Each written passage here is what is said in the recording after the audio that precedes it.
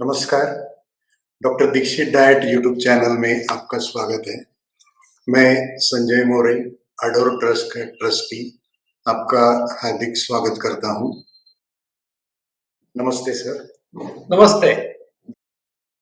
बहुत सारे सवाल लोग हमेशा पूछते रहते हैं, तो उनका जवाब देना भी हमारा काम है, क्योंकि लोगों की जो भी शंका है वो दूर हो जाएगी, तो वो अच्छी तरह से ये प्लान फॉलो कर सकते हैं।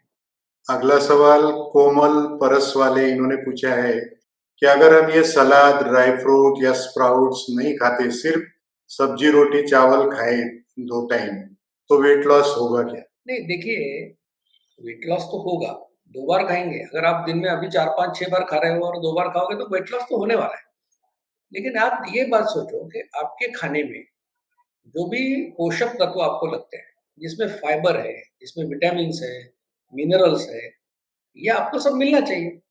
अगर आपने सिर्फ रोटी और दाल खाई या रोटी और सब्जी खाई, तो आपको ये सब पदार्थ नहीं मिलेंगे। इसलिए ये खाने का सीक्वेंस इम्पोर्टेंट है।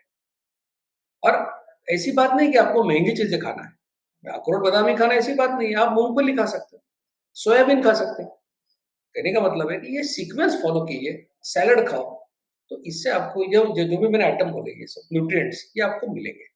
इसलिए आपको ये खाना ज़रूरी है। ज्योति बारावकर इन्होंने पूछा है, मुझे लगता है सर इनको मतलब ये वीडियो ठीक से नहीं देखते, तो इनको बताना ज़रूरी है। उन्होंने पूछा है प्रोटीन 55 मिनट में लेना है या खाने से पहले या बाद में? तो इससे मुझे तो वो लतीफ़ा याद याद आ गया है कि हाँ।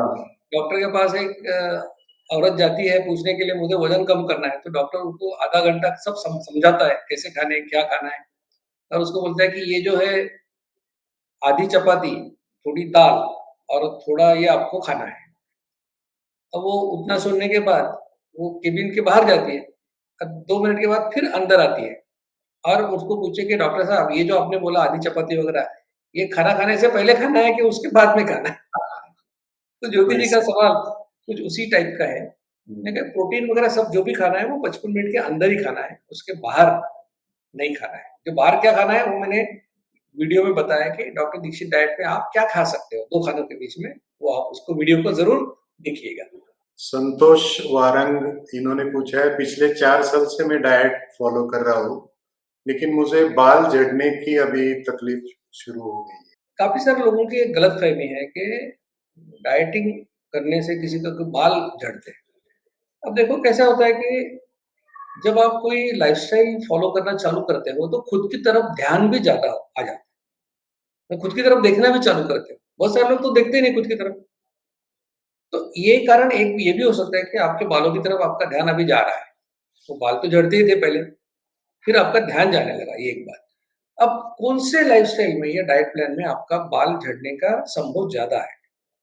अब देखो कैसा होता है कि बाल जो होते हैं वो स्किन के अंदर जो फैट होता है नीचे, कोई आपने ऐसी डाइट प्लान किया कि जिसका 1 महीने में आपका 10 किलो वज़न कम हो गया, तो वो स्किन के नीचे का फैट निकल जाता है। ऐसे डाइट प्लान में आपका बाल झड़ने के बहुत चांसेस ज़्यादा होते हैं। लेकिन ये जो मैं लाइफ़स्टाइल आपको बताता हूँ, इसमें हम क्या बोलते हैं 6 महीने में 6.5 किलो, मतलब ग्रेजुअल वेट लॉस है। तो इसलिए इस लाइफ़स्टाइल में बाल झड़ने की संभव इसका बहुत कम है संभावना। तो आप ये मत सोचो कि 4 साल में मैं कर रहा हूँ तो इसके कुछ हो गया। इससे ये डाइट प्लान से इसका कोई संबंध नहीं है।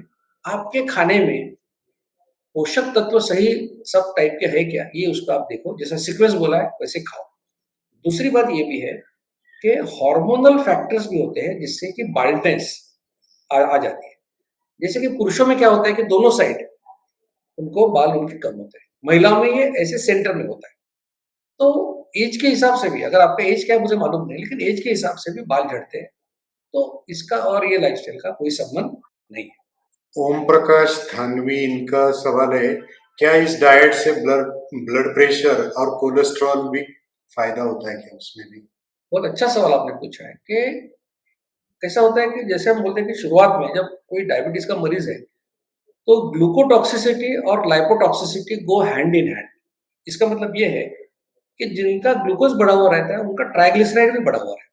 यानी लिपिड प्रोफाइल भी उनका डिरेंज रहता है। और जैसे-जैसे उनका ग्लूकोज़ कंट्रोल में आना शुरू होता है लाइफ़स्टाइल से, तो उनका ट्राइग्लिसराइड भी कम होना शुरू हो जाता है। तो डेफिनेटली इस लाइफस्टाइल से आपको कोलेस्ट्रॉल में, ट्राइग्लिसराइड में, एलडीएल में जरूर फायदा दिखने को मिलेगा। ये एक बात हो गई। दूसरा आपने कहा ब्लड प्रेशर के बारे में। बहुत सारे लोग ऐसे हैं कि जिनका वजन ज्यादा होता है, उनको ब्लड प्रेशर है, वजन ज्यादा है।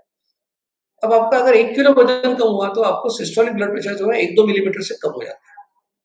अगर आपने 10-15 किलो वजन कम किया तो डेफिनेटली आपका सिस्टोलिक ब्लड प्रेशर 20-30 मिलीमीटर से कम होगा। तो आपके ब्लड प्रेशर की गोली बंद हो सकती है, कम हो सकती है। ऐसे हजारों लोग हैं कि जिन्होंने लाइफस्टाइल करके ब्लड प्रेशर का मेडिसिन उनका बंद हो गया। आपका भी हो सकता है। लेकिन अगर आपको ब्लड प्रेशर का और कोई कारण है, जैसे किडनी की बीमारी से ब्लड प्रेशर हो गया है, तो उससे कोई फायदा आपको इस लाइफस्टाइल से नहीं होगा। लेकिन वजन ज्यादा होने से अगर ब्लड प्रेशर है तो डेफिनेटली उसको फायदा आपको होगा। अगला सवाल राम ब्रह्मानंदनम रावरी, इंग्लिश में उन्होंने पूछा है, is there any scientific evidence for production of insulin for every 55 minutes and what is the success rate of this diet? So, whether you are a patient who wants to benefit from the lifestyle or you are a doctor, you want a confirmation from me. So, accordingly, my answer will change. If you are a patient, the evidence that you will get is by experiencing the change. Because no intellectual debate is going to help you. If you follow this lifestyle, you will definitely reduce your weight, reduce your weight, tummy, your HbA1c will go down and fasting insulin will go down. Your dose of medicine will also reduce. That's for sure. And that is the only evidence that you can get as a patient that you are improving. That's very important. Now, what is the evidence for every 55 minutes? Is this question actually relevant to following the lifestyle? It is not. Why? Because you are supposed to eat only twice. And how much time you take for your meal? If you eat leisurely also, you will finish in 30, 35, 40 minutes. Nobody takes 55 minutes to finish it. That is the maximum time allowed in this lifestyle. So if you are a patient, you don't have to bother about whether it is 55 or 65 or 50. It doesn't matter. You have to eat twice, you can finish in 30, 35 minutes. If you are a doctor, if you are a researcher, if you want evidence for this, then I will suggest you to read Williams' textbook of endocrinology, 12th edition. You can go, you can read about insulin, and you will find all the whatever I am saying, you will get the evidence in that book.